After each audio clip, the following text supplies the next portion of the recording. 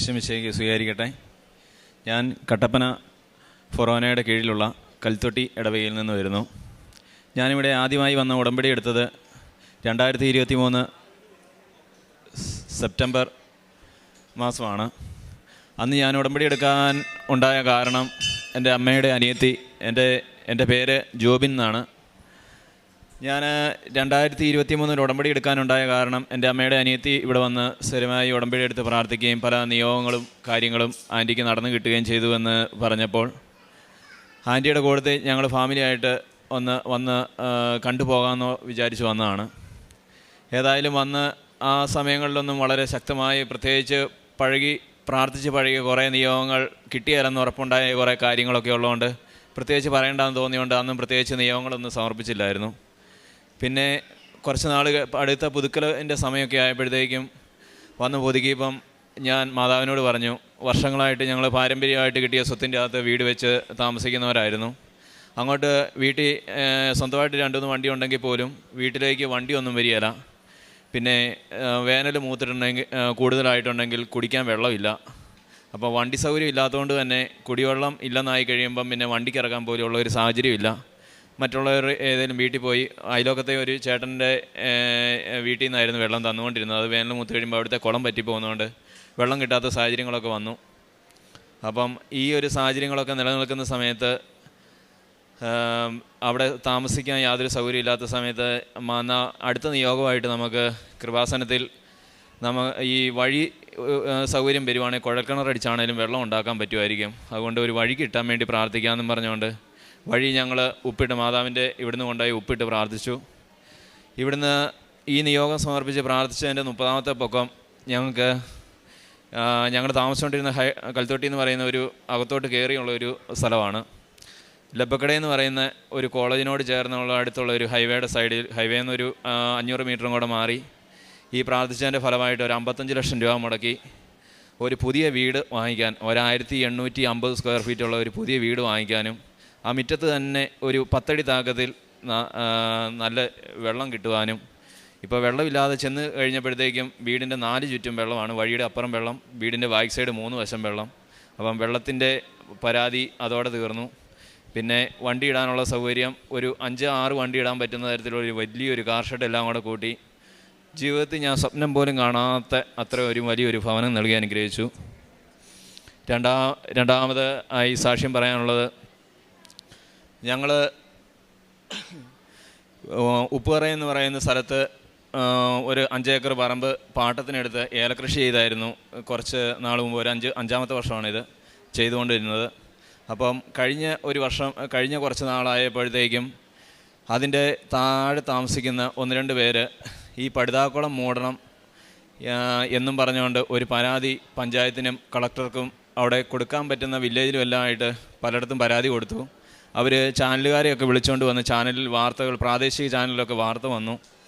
ഞാൻ അവരുടെ കാല് പിടിച്ചു പറഞ്ഞു, ഈ പടുതാക്കുളം മൂടിയിട്ടുണ്ടെങ്കിൽ വലിയ തുക മുടക്കി കൃഷി ചെയ്ത പറമ്പാണ്, അപ്പോൾ കൃഷി ഉപേക്ഷിക്കേണ്ടി വരും, നിങ്ങൾ ദയവ് ചെയ്ത് സഹകരിക്കണമെന്ന് പറഞ്ഞ് അവരെ മാക്സിമം ഞാൻ അവരുടെ എന്നെക്കൊണ്ട് പറയാൻ പറ്റുന്ന രീതിയിലെല്ലാം അവരോട് കാര്യങ്ങൾ പറഞ്ഞു. അവരൊരു തരത്തിലും വഴങ്ങിയില്ല. ഞാൻ പിറ്റേ ദിവസം കുടുംബസമേതം കൃപാസനത്തിൽ വന്നു അമ്മയോട് കാര്യങ്ങൾ ഉടമ്പടി സമർപ്പിച്ച് പ്രാർത്ഥിച്ച് പറഞ്ഞു. ഇവിടുന്ന് ചെന്ന് കൃപാസനത്തിൽ നിന്ന് ഉപ്പിട്ട് അവർ സഞ്ചരിക്കുന്നതും ഞങ്ങൾ സഞ്ചരിക്കുന്നതും എല്ലാം ഒരു വഴിയിലാണ്. ആ വഴിയിൽ ഉപ്പിട്ട് ഈ നിയോഗം സമർപ്പിച്ച് പ്രാർത്ഥിച്ചു. ഈ നിയോഗം സമർപ്പിച്ച 3ാമത്തെ ദിവസം തന്നെ അവരുടെ ആ പരാതികളെല്ലാം എങ്ങനെയോ അത് തേഞ്ഞു മാഞ്ഞു പോയി. ആ പരാതിക്കാരെല്ലാം പരസ്പരം യാതൊരു നമ്മളെ കാണുമ്പോൾ പിന്നീട് ഉണ്ടായിരുന്ന ആ പടുതാക്കുളത്തിലെ പടുതായ്ക്കകത്തോട്ട് കുളത്തിൻ്റെ അകത്തോട്ട് പടുത മടക്കിയിട്ടിട്ട് പണിക്കാരെ നിർത്തി മണ്ണ് വെട്ടി മൂടിക്കോളാനും പറഞ്ഞുകൊണ്ടായിരുന്നു അവർ ആ നാട്ടുകാർ പറഞ്ഞുകൊണ്ടിരുന്നത്. ആ ഒരു രീതിയിലുണ്ടായിരുന്ന കാര്യങ്ങളെല്ലാം ഒരൊറ്റ സുപ്രഭാതം കൊണ്ട് വളരെ വളരെ പോസിറ്റീവായിട്ട് മാതാവിൻ്റെ ശക്തമായ ഇടപെടലും കൊണ്ട് യാതൊരു തരത്തിലുള്ള ഒരു പ്രശ്നങ്ങളും ഉണ്ടാകാതെ ആ പ്രശ്നം പരിഹരിച്ച് കിട്ടി. പിന്നെ മൂന്നാമതായിട്ട് പറയാനുള്ള നിയോഗം, എനിക്ക് മദ്യപാനം എന്നുള്ളൊരു ദുശീലം ഉണ്ടായിരുന്നു. ആ കൂട്ടത്തിൽ പുകവലി ഉണ്ടായിരുന്നു. ഈ നിർത്തണം എന്ന് പലതവണ ആഗ്രഹിക്കുമ്പോഴും കുറച്ച് നാൾ നിർത്തും, പിന്നെ കുറച്ച് എന്നേൽ ഒരു ചെറിയ സാഹചര്യങ്ങൾ, ഒരു നെഗറ്റീവ് എന്തെങ്കിലും തോന്നുമ്പോൾ വീണ്ടും അത് തുടങ്ങും. പിന്നെ അത് കുറച്ച് നാൾ വീണ്ടും കണ്ടിന്യൂ ചെയ്യും, പിന്നെ നിർത്തും. ഇങ്ങനെയായിരുന്നു. ഈ കൃപാസനത്തിൽ വന്ന് ഉടമ്പടി എടുത്ത് പ്രാർത്ഥിച്ചപ്പോൾ ഈ നിയോഗം സമർപ്പിച്ച് ഞാൻ പ്രാർത്ഥിച്ചു. ആ ദുശീലം എന്നിൽ നിന്ന് എടുത്തു മാറ്റാൻ മാതാവ് എനിക്ക് കൃപ തന്നു. പിന്നെ അടുത്തതായിട്ട് പറയാൻ ഉദ്ദേശിക്കുന്ന എൻ്റെ നിയോഗം, ഞാൻ വീട്ടിൽ ഈ പലതരത്തിലുള്ള അസ്വസ്ഥതകളുണ്ടായിരുന്നു. എന്ന് വെച്ചാൽ എന്നേലും പറഞ്ഞു വരുമ്പോഴത്തേക്ക് ഒരു കാരണമില്ലാതെ ഞങ്ങൾ തമ്മിൽ ഞാനും അമ്മയായിട്ട് എപ്പോഴും വഴക്കുണ്ടാകും. എന്ന് വെച്ചാൽ നമ്മൾ വിചാരിക്കാത്ത ഒരു കാര്യങ്ങൾക്കായിരിക്കും ഈ വഴക്കുണ്ടാകുന്നത്. ഇത് എന്തുകൊണ്ടാണ് ഈ വഴക്കുണ്ടാകുന്നതെന്ന് പലപ്പോഴും വഴക്ക് കഴിഞ്ഞ് കഴിയുമ്പോൾ ഞാൻ ഓർത്തിട്ടുണ്ട്.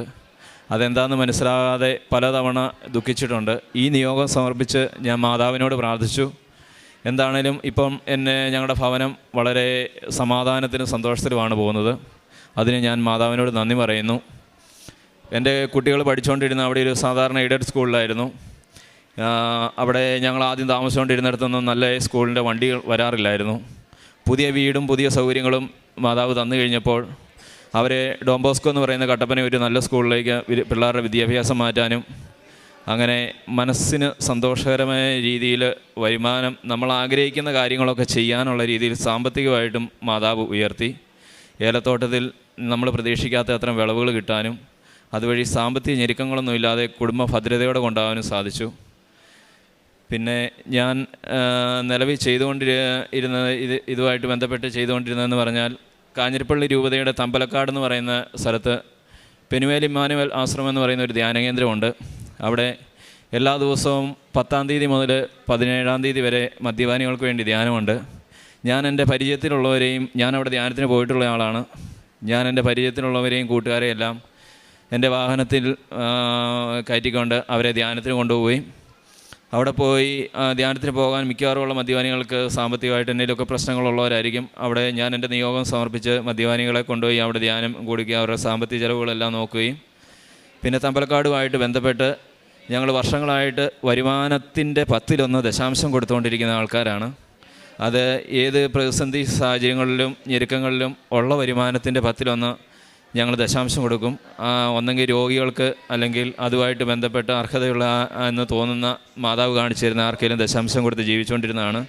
അങ്ങനെ ദശാംശവും കൂടെ കൊടുത്ത് തമ്പലക്കാടുമായിട്ട് ബന്ധപ്പെട്ട് പ്രവർത്തിക്കാനായിട്ട് ഈ കഴിഞ്ഞ കുറേ നാളുകളായിട്ട് എനിക്ക് സാധിക്കുന്നുണ്ട്. അതാണ് ഞാൻ ചെയ്തുകൊണ്ടിരിക്കുന്ന പ്രേക്ഷിത പ്രവർത്തനം. അതുകൂടാതെ ഞാൻ പറയാൻ വിട്ടുപോയ കാര്യമാണ്, ഞാൻ എല്ലാ ദിവസവും പള്ളി പോകുവാനും കൃപാസനത്തിൽ വന്ന് ഉടമ്പടി എടുക്കുമ്പോൾ തന്നെ ഞാൻ എല്ലാ ദിവസവും പള്ളിയിൽ പോകുന്ന വ്യക്തിയായിരുന്നു. അത് എടുത്തു കഴിഞ്ഞും എല്ലാ ദിവസവും നന്നായിട്ട് ഒരു ദിവസം പോലും മുടങ്ങാതെ, കുറച്ച് ദിവസങ്ങളിലൊക്കെ 1-2 ദിവസം മുടങ്ങിയിട്ടുണ്ട്. എന്ന് വെച്ചാലും ഏറ്റവും നല്ല രീതിയിൽ പള്ളി പോകുവാനും അതും കുഞ്ഞുങ്ങളെ കൂട്ടിക്കൊണ്ട് 2 വയസ്സുള്ള എൻ്റെ പെങ്കൊച്ചു മുതൽ എല്ലാ ദിവസവും പള്ളി വരുന്ന ആളായിരുന്നു. അങ്ങനെ ദൈവത്തോട് ചേർന്ന് ജീവിക്കാൻ ഉള്ളൊരു സാഹചര്യം മാതാവ് എനിക്ക് ഒരുക്കി തന്നു. ജീവിതത്തിൽ ഇത്രയേ അധികം സൗകര്യങ്ങളും അനുഗ്രഹങ്ങളും ചെയ്തു തന്ന കൃപാസന മാതാവിനും ദൈവകുമാരനും എൻ്റെ ജീവിതത്തിൽ ഞാൻ പ്രതീക്ഷിക്കാത്ത പല മേഖലകളിലും മാതാവ് കൈവച്ചു. ഞാൻ പല കാര്യങ്ങളും എൻ്റെ ജീവിതത്തിൽ ഒരിക്കലും നടക്കുകയില്ലെന്ന് ചിന്തിച്ച ആളായിരുന്നു. നമ്മൾ നടക്കുകയില്ല എന്ന് വിചാരിക്കുന്ന ഏത് കാര്യമാണോ അത് ആയിരിക്കും മാതാവ് ഏറ്റവും ആദ്യം നടത്തി തരുന്നതെന്ന് ഇവിടെ വന്ന് ഉടമ്പടി എടുത്തു കഴിഞ്ഞപ്പോഴാണ് എനിക്ക് മനസ്സിലായത്.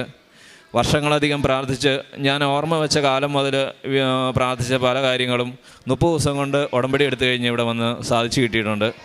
അത്രയധികം വർഷങ്ങളുടെ ഗ്യാപ്പ് മാതാവിൻ്റെ ഉടമ്പടി ഫലമായിട്ട് സമയച്ചുരുക്കത്തിൻ്റെ മാതാവ് കൊണ്ട് വന്ന് നിസ്സാര സമയം കൊണ്ട് നമ്മൾ പ്രതീക്ഷിക്കാത്ത സമയത്തിൽ ആ നിയോഗങ്ങളെല്ലാം സാധിച്ചു കിട്ടാൻ മാതാവും തിരുക്കുമാരനും ഞങ്ങളെ അനുഗ്രഹിച്ചു. ഇനിയുള്ള കാലവും മാതാവിനും തിരുക്കുമാരനും അതീതനായി ജീവിച്ചു കൊള്ളാമെന്ന് ഞാൻ വാക്കുകൊടുക്കുന്നു. ഇത്ര അനുഗ്രഹങ്ങൾ തന്ന മാതാവിനും തിരുക്കുമാരനും 1000 നന്ദി പറഞ്ഞുകൊണ്ട് ഞാൻ നിർത്തുന്നു.